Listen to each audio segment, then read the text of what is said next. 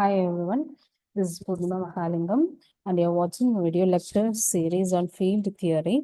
And today we are going to discuss a new topic on electrostatics, that is what Coulomb's law. So far we have discussed about various types of coordinate systems and examples for coordinate systems and whatever with problems, etc. So today we are starting with the new topics of Coulomb's law. Before going to the Coulomb's law, we can see the introduction about Coulomb's law. So what is Coulomb's law? Here the Coulomb's,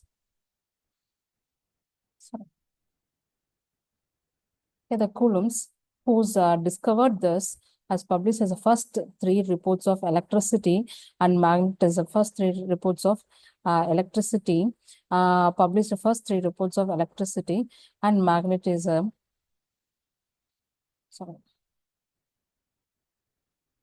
Electricity and magnetism when he started his last. So charges Augustin D. Coulombs. Her name is Charles Augustin D. Coulombs.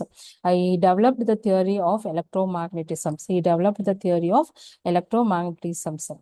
He used a Torson's balance. So Torson's balance, we know that this is the Torson's balance form to study the repulsion and attraction force of charged particles. So to study the repulsion and attraction, so with the suspension head, and we have needed fiber and charge Q1, Q2 charges. Here we can see that this dial allows you to adjust and measure the torque in the fibers. This dial allows the adjust the torque, and here this scale allows you to read the separation of this scale allows you to read the separation of the charges. We have seen these two charges, and this scale reads the separation of the charges allows. So this is what theory of electromagnetism using Torson's balance. Okay. So next here about the Charles Augustin de Coulombs, he first what happened what did is he found that between the two point charges there is a force of attractions or repulsions depending upon the nature of charges. Based on the nature of the charges, here we have the force of attraction and repulsions. Here we can see the two charges. What happened? This charge is positive charges, this charge is negative charges. So nature of the charges is that these two charges in opposite. So opposite charges, what happens automatically, the force of here the attraction takes place. There the attractions takes place because the nature charges are opposite charges.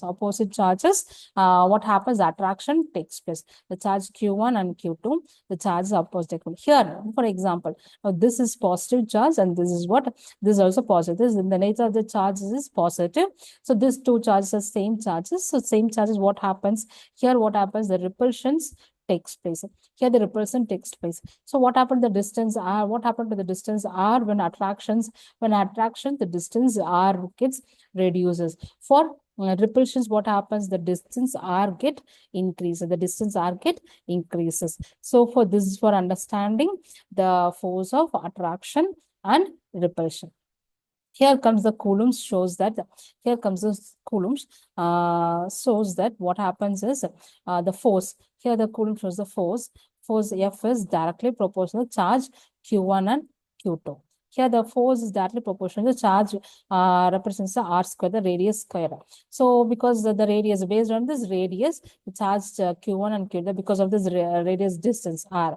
So the magnitude of the force depends upon the medium, what medium it is traveling. So the combination, by combining two equations, we get, by combining the equation 1 and equation 2, we are getting force is directly proportional to Q1 and Q2 divided by R2. Okay. So using proportionality constant K and K, we get F is equal to using proportionality constant, we can get F equal to K into Q1 Q2 divided by R square into N R square.